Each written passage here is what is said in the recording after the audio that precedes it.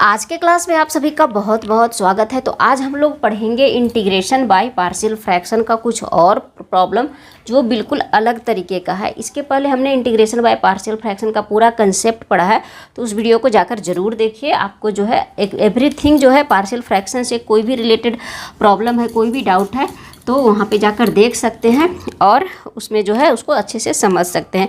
और कोई भी डाउट होता है तो मुझे कमेंट करके बता सकते हैं। तो यहाँ पे जो आज का जो प्रॉब्लम है वो पार्शियल फ्रैक्शन पे बेस्ड है। वो कुछ इस तरीके का है, x square divided by x square plus 1 into x square plus 4। सारा जो पार्ट है ना यहाँ पे एक्स स्क्वायर में है।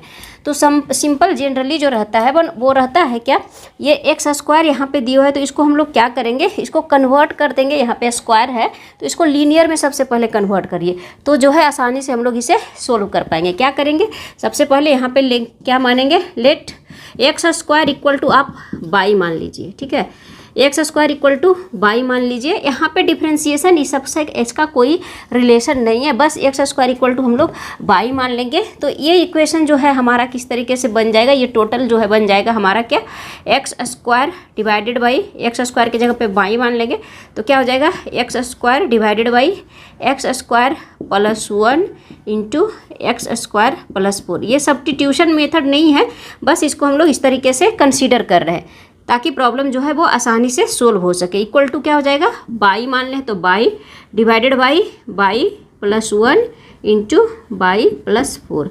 इस तरीके से हमने माना इसको, y plus 1 into by plus 4। अब इसको हम लोग पार्शियल फ्रैक्शन मेथड से सोल्व करेंगे। कैसे करेंगे, अब मानेंगे क्या, let y divided by plus 1 into by plus 4 equal to, जैसे हम लोग पार्शियल फ्रैक्शन में मानते हैं, सिंपल क्या मानेंगे, ए डिवाइडेड बाई क्या, यहाँ पे y plus 1 plus b divided by plus 4, where a and b constant है, जहाँ पे हम लोगों को ए और बी का वैल्यू फाइंड आउट करना है। करेंगे क्या, अब दोनों तरफ हम लोग क्या करेंगे, इसको इक्वेट कर देंगे तो हमारा क्या हो जाएगा, नीचे अब इसको हम लोग डायरेक्ट करना सीखेंगे। सिंपल क्या हो जाएगा, बाई इक्वल टू ए, यहाँ पे बाई प्लस 1 है तो इससे इसमें मल्टीप्लाई हो जाएगा बाई प्लस 4 में, प्लस बी यहाँ पे क्या हो जाएगा, बाई प्लस 1 में हम लोग इसको मल्टीप्लाई करेंगे। अब क्या करना है, सिंपल यहाँ पे कांस्टेंट और बाई के कोफिशिएंट को इक्वेट करना है। उसके बाद ए और बी का हम लोगों को वैल्यू निकालना है। यहाँ पे सिंपल क्या है, हमारा बाई है तो सिंपल हम लोग क्या करेंगे, comparing the coefficient of by and constant both sides हम लोग कंपेयर करेंगे तो हमारा क्या हो जाएगा, सबसे पहले इस इक्वेशन को सोल्व कीजिए।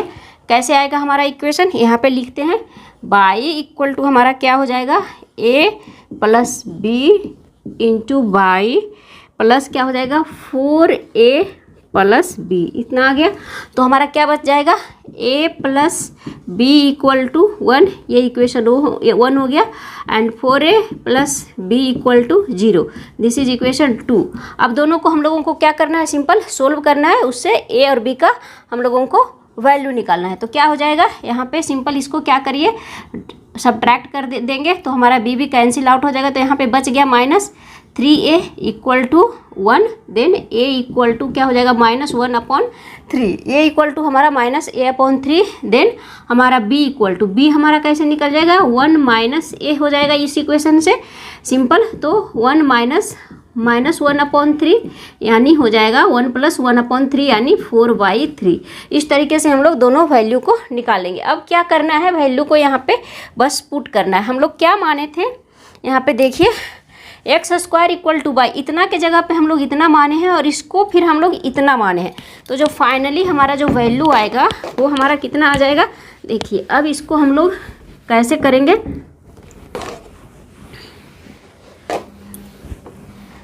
यहाँ पे ये वैल्यू हमारा a यहाँ पे आ गया, हमारा क्या a का वैल्यू हमारा कितना आ गया, a equal to 1 minus 1/3, then minus 1/3, ये क्या हो गया, y plus 1 plus b equal to 4/3 y plus 4, ये हो गया हमारा।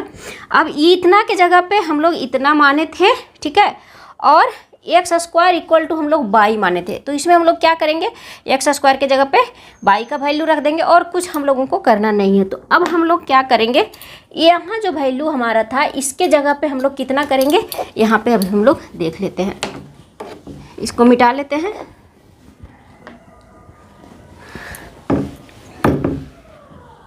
इतना जो है उसके जगह पे हम लोग क्या लिख सकते हैं, इंटीग्रेशन ऑफ, यहाँ पे क्या हो जाएगा -1/3, क्या लिख सकते हैं -1/3 x square plus 1 plus 4/3 x square plus 4 into dx। इस तरीके से अब बस दोनों को हम लोग क्या करेंगे, सेपरेट कर लेंगे, अलग अलग कर लेंगे।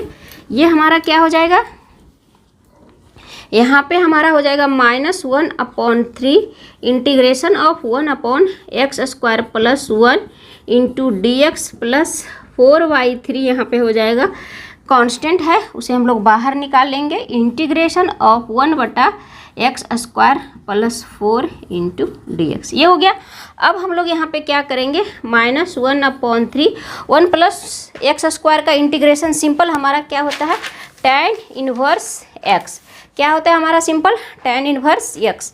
तो यहाँ पे हम लोग सिंपल लिखेंगे tan इनवर्स x प्लस 4/3, ये है 1/x square plus a square, 1/x square plus a square के फॉर्म में है। इसका इंटीग्रेशन सबसे पहला वीडियो में हमने पढ़ा था, तो उसको जाकर जरूर देखिए। यहाँ पे क्या आ जाता है 1/a के जगह पे हम लोग का क्या है, इसको हम लोग लिख सकते हैं क्या 1/x square plus a square. इस तरीके से a के जगह पे जहाँ क्या है 2, तो क्या हो जाएगा 1/2a डिवाइडेड बाई x/a। यहाँ पे क्या होता है, इसका जब x square plus a square के फॉर्म पे रहता है तो 1/a यानी 2 tan इनवर्स x के जगह पे x है और 2a के जगह पे 2 है। ये इस तरीके से हम लोग लिखते हैं प्लस c। ये फॉर्मूला ना हमने पहला क्लास में ही सीखा था। बस हमारा ये आंसर जो है वो आ गया। यहाँ 2 से 2 कैंसिल आउट कर देंगे। बस हम लोग इसको कैसे करेंगे, यहाँ पे हम लोग लिख लेते हैं। ये सब की अब हमको ज़रूरत है नहीं।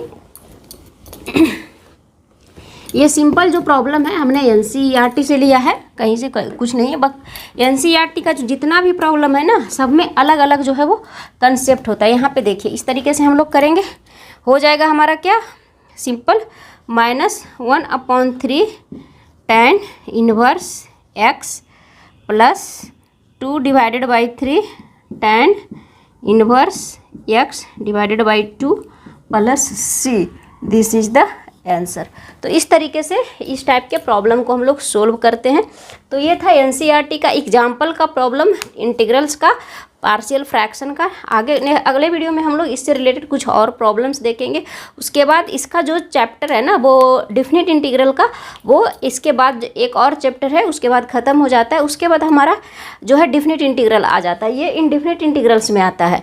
तो आशा करते हैं कि आपको ये कंसेप्ट अच्छे से समझ में आया होगा और इस तरीके के प्रॉब्लम को आप और जो है वो प्रैक्टिस कर सकते हैं। वीडियो अच्छा लगा हो तो लाइक करें, शेयर करें और चैनल को सब्सक्राइब भी जरूर करें। मिलते हैं, बाय।